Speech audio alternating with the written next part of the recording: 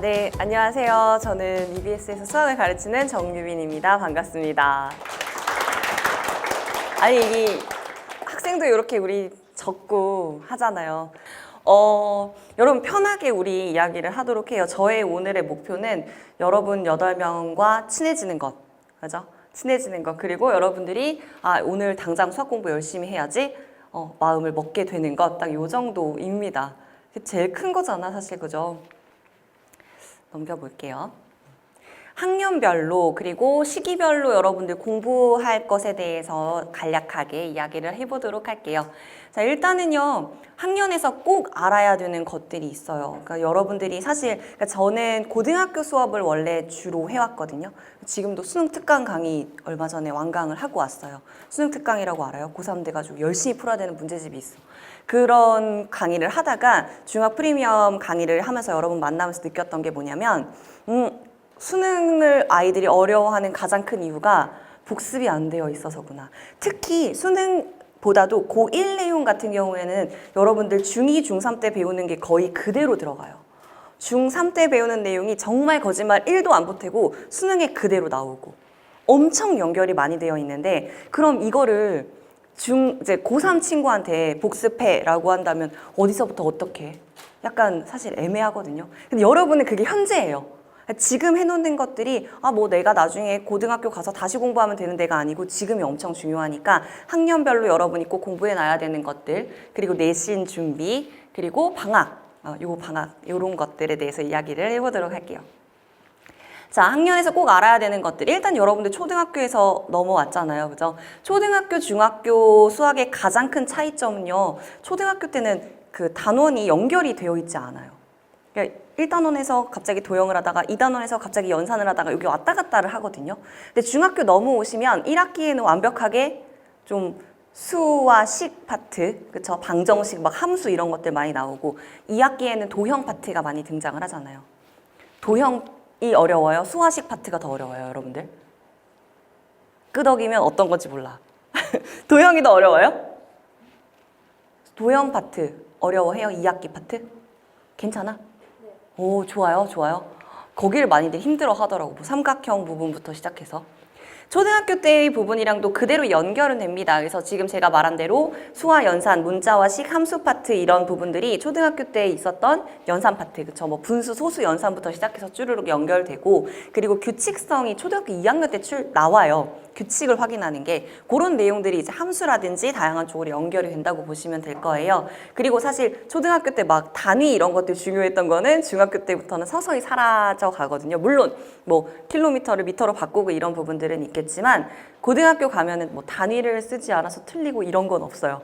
중학교 때까지 여러분들 그 부분 잘 봐두시면 될 거고, 문제 속 상황 이해라고 제가 넣어놨는데, 이렇게 길게 되어 있는 것들 있죠. 말이 쭉 길게 되어 있는 그런 것들 해석 잘하는 부분 특별히 중요하다고 보시면 되고, 그 다음에 확률과 통계는 고등학교까지 연결이 되고, 그다음 도형 파트는 기하라는 내용으로 들어갑니다. 그래서 1학기에는 이렇게 대수 파트, 2학기에는 통계랑 기하 파트 이렇게 나눠서 보시면 되고요. 기하가 거의 대부분, 그러니까 도형이 거의 대부분, 확통 부분에 해당하는 게 약간 조금 있어요. 중학교 2학년 때는 확률 파트가 등장을 하거든요. 경우의 수와 확률. 그 내용은 고3 내용이랑 완전 똑같아요. 정말 놀라울 만큼. 자, 일단 1학년 때의 내용들 이렇게 쭈르륵 있습니다. 저는 사실 목차를 굉장히 좋아해요. 이거는 아무리 이야기를 해도 잘 시행을 못 하거든요. 여러분들은 오늘 딱 이거를 뭐 학부모님들 찍어 가셔도 상관없어요. 얘를 가지고 그냥 언제든지 찾아보시면 여러분들이 복습해야 될 때 어디를 복습해야 되는지 알 수가 있거든요. 이 목차를 스르륵 봤을 때 1학년, 그러니까 2학년, 예비 2학년 친구들의 경우에는 나 이 내용 다 알아 라고 할 수 있어야 되고요. 이제 1학년이 되는 친구들은 이번에 배우게 될 내용들입니다. 자, 1학년 내용에서는 제가 별표를 이렇게 붙여 놓을 건데요. 소인수분해, 빨간 별표들 있죠. 소인수분해, 그 다음에 정수와 유리수, 그리고 합동 같은 부분. 작도는 아니에요. 합동 같은 파트는 고3 수능 문제에도 그대로 나온다고 생각을 하시면 돼요. 그냥 스르륵 들어있어요. 스르륵 다 들어가는 내용으로 그대로 나온다고 해도 과언이 아닐 만큼입니다. 소인수 분해 같은 내용들 중1 처음에 배우고 그 다음에 고3 때 돼가지고 복습해 그러면 이제 내가 언제 배웠는지도 모르잖아. 그쵸? 여러분의 현재 부분이니까 이런 것들 알아두시면 되고, 파란색으로 표시를 해놓은 내용은 완벽하게 연결은 되지만 뭐 이런 거죠. 곱하기. 그죠? 곱하기도 수능에는 나와요. 구구단 수능에 나와요. 근데 나온다고 말하긴 좀 그렇지, 너무 기본이니까. 근데 이런 느낌으로 보시면 돼요. 그래서 1학년 때의 내용들이 사실은 문자화식 1차 방정식 한 통으로 제가 그냥 파란색으로 해놨는데 마찬가지입니다. 뭐 2 곱하기 x에서 곱하기가 생략된다. 고등학생들한테 너무 당연한 이야기거든요. 근데 그런 내용들이 이제 1학년 때 나와요. 그래서 아예 기본기가 안 되어 있는 친구들의 경우에는 중1부터도 다시 해야 될 만큼. 사실 이제 공부를 하면서 아예 별표가 안 되어 있는 거 마지막에 있죠. 자료 정리와 해석 파트. 저 부분은 고등학교 때는 연결 안 됩니다. 그래서 그냥 내신 공부할 때 열심히 봐두시면 될 것 같고요. 작도도 고등학교 때 연결은 안 됩니다. 작도라는 파트가 좀 신기해요. 눈금 없는 자랑, 그 다음에 눈금 없는 자랑 컴퍼스를 가지고 얘를 옮겨 넣는 걸 하거든요. 그럼 이제 아이들이 그런 생각을 해요. 왜 눈금 없는 자를 씁니까? 길이를 재면 되는 것을. 그래서 이게 약간 납득이 안 되는데 이 내용이 이제 합동이랑 연결이 되기 위한 파트라서요. 여러분들 이렇게 생각을 해두시면 될 것 같아요. 2학년의 경우 그리고 3학년의 경우는 단원 하나하나가 다 엄청 소중해요. 엄청 소중해요. 그래서 유리수, 순환소수 파트부터 보이는데 여기 원래 순환소수를 아이들이 굉장히 힘들어 하거든요. 그쵸? 막 뭐냐면 0.45 해놓고 위에 막 땡땡 표시가 되어 있어요. 대체 내가 이걸 왜 배우나 이런 생각이 들 거고 굉장히 어려워합니다. 자, 내신 때까지는 굉장히 중요해요. 여러분들 당연히 봐두셔야 되는데 그나마 희소식은 고등학교로의 연결은 아니에요. 물론 유리수는 너무나 중요하고 그리고 방정식, 시계계산 이런 부분들 부등식 계산하는 거 당연히 연결되어 갈 겁니다. 근데 파란색이에요. 그러니까 그냥 스멀스멀 다 들어있는 내용이라고 보시면 될 것 같고 빨강색으로 되어 있는 1차 함수 그래프, 1차 함수, 1차 방정식의 관계. 자, 함수와 방정식 연결의 시작이 여기 파트거든요. 함수라는 거 그래프 그리는 거고 방정식은 거기에 대입했을 때 만족시키는 근 이런 거를 찾는 건데 그들의 연결이 요때 나와요. 그래서 여러분들 고등학교 가서 계속 그래프 그리게 되거든요. 같이 생각을 해두시면 될 거고 여기 이제 기하가 등장을 하죠. 2학년 2학기의 내용이 가장 많아요. 삼각형. 사실 사각형은 제가 고민을 했지만 별표 안 했습니다. 물론 그러니까 쓰이기는 해요. 뭐 평행사변형 이런 거 다 쓰이기는 하는데 초등학교 때도 배운 내용이고요. 넓이 구하는 정도 그거 이제 고등학교 때 연결되는 거지. 뭐 사각형에서 그들 사이의 관계 이런 게 고등학교 때 다 쓰이지는 않습니다만 삼각형은 너무나 중요해요. 삼각형에 오히려 더 중점을 두고 공부하시면 좋고 닮음은 왕별표죠. 닮음 어려워합니다. 근데 그 내용 그대로 닮은 비 이런 내용들 고등학교 때 쓰이는 파트고요. 피타고라스 정리도 너무나 중요한데 사실 배울 때는 되게 많은 내용으로 여러분이 배우게 될 거예요. 근데 실제로 남는 거는 그 빗변의 길이의 제곱은 그죠? 부모님들도 다 아시죠? 항상 사용하는 그 내용. 그게 이제 고등학교 때 당연히 쓰이는 기본 파트로 생각하면 될 거고요. 확률과 통계가 2학년 중2 때 여러분들이 쓰게 돼요. 통계는 안 들어가고 확률이랑 기본 성질 파트 들어가는데요. 요거는 정말 똑같이 고3에 쓰여요. 제가 고3 강의에서 확통을 거의 주류로 많이 하는데요. 되게 좋아하는 파트인데 그러니까 고3 수업을 수능 특강 끝나고 중학 수업을 하러 가면 그 문제가 그 문제로 있어요. 그 정도로. 그 정도로. 그러니까 여러분들 중2 때 배우는 내용들이 여전히 굉장히 중요하다는 거 알고 계셔야 되고 중3의 경우는 그냥 다 별표예요. 그냥 다 별표예요. 다 빨간색 별표를 맨 앞에 해놓은 이유는 그냥 다야. 중3 내용은 고1 내용이라고 보셔도 무방할 만큼입니다. 아이의 단원명이 그대로 들어가요. 뭐 곱셈 공식과 인수분해 같은 경우나 2차 방정식 이런 내용은 고1 때 그냥 그대로 쓰여요. 그대로 들어가니까 여러분들이 공부할 때 특히나 중3 거를 이제 중학교 2학년 뭐 여름방학 이후 여러분들이 예습하게 되거나 할 경우에는 더더욱 많이 봐두셔야 돼요. 그래서 사실 지금 예비 중이잖아요. 아마 뭐 선행이나 공부를 조금 더 이제 열심히 하시게 되면 중3 내용까지를 보시게 될 거예요. 중2 때 말쯤 돼서는 당연히 해야 되겠지만 고1 내용까지를 열심히 하시는 것보다 중2 때는요. 굳이 고1까지 빨리 땡기지 마시고 중3 내용까지를 제대로 봐두세요. 중2와 중3이 엄청 중요한데 그거를 고등학생한테 공부하라고 하면 좀 빠듯해 하거든요. 근데 고등학교 넘어가서 수능 공부할 때까지는 3년의 시간이 분명히 있어요. 그때 해도 충분해. 중학교 거 복습을 할 수 있는 시기는 여러분한테는 지금밖에 없거든요. 물론 현재이기도 하고, 그죠? 그래서 중3 내용은 완벽합니다. 뭐 제곱근, 실수에 이제 연결하는 내용이라든지 곱셈 공식, 2차 방정식, 2차 함수 그래프 몽땅 중요해요. 몽땅 쓰입니다. 삼각비에다가 별표를 해놨고 원의 성질은 약간 뺐는데 원의 성질은 어려워해요. 중3 때는 어려워해요. 근데 그 원의 성질 자체가 막 되게 딥하게 들어가서 고등학교 때 쓰이지는 않는데 삼각비는 단원명 그대로 삼각 함수라고 해서 연결이 돼요. 지금 수학 1이라고 하는 고등학교 단원에 연결이 되거든요. 그러면서 굉장히 수포자를 많이 발생시키는 단원입니다. 삼각함수가. 그게 여러분의 앞으로 다가올 미래의 부분이라서 그때 열심히 해두시는 게 굉장히 중요하겠죠. 그렇죠? 그리고 마지막 파트는 별표 안 했어요. 저거는 안 쓰여요. 상관도와 상관관계 이런 거 좀 편안하게. 중3이잖아. 그러니까 중3 마지막에는 그런 마음이죠. 여러분들 고등학교에 보내면서 마음 편하게 끝내는 단원이다 보니까 여기 파트는 조금 편안하게 보시면 되고 그 전까지는 진짜 열심히 해두셔야 될 겁니다. 알았죠? 일단 내신 파트는요. 제가 그냥 이렇게 한번 짜봤어요. 의외로 디테일한 그 계획표 짜는 거를 궁금해 하더라고요. 내신은 한 4주 정도를 잡고 공부를 하면 전교 1등 할 수 있어요. 그 이상으로 열심히 미리부터 하실 필요는 없습니다. 딱 내신 다가오기 딱 4주 전, 4주 계획을 완성해 두시면 되는데 여기서 중요한 거는 다른 과목들과의 그 연결도 분명히 돼야 돼요. 일단은 제가 수학 선생님이니까 수학 선생님으로서 그 수학 공부만 넣어놨는데 과목끼리 잘 짜서 계획을 세우는 것도 되게 중요해요. 여러분들도 MBTI에 대한 관심이 있죠? 그죠? 저는 파워 J예요. 파워 J야. 뭔지 알겠죠? 한 달치 계획을 세우고 살아요. 그래서 내신 공부할 때도 한 달치 계획을 세우고 하시면 은근 괜찮아. 근데 이제 여기서 중요한 건 뭐냐면 제가 4주 이상을 잡지는 말라고 하는 이유는 뭐냐면 진도가 안 나가요.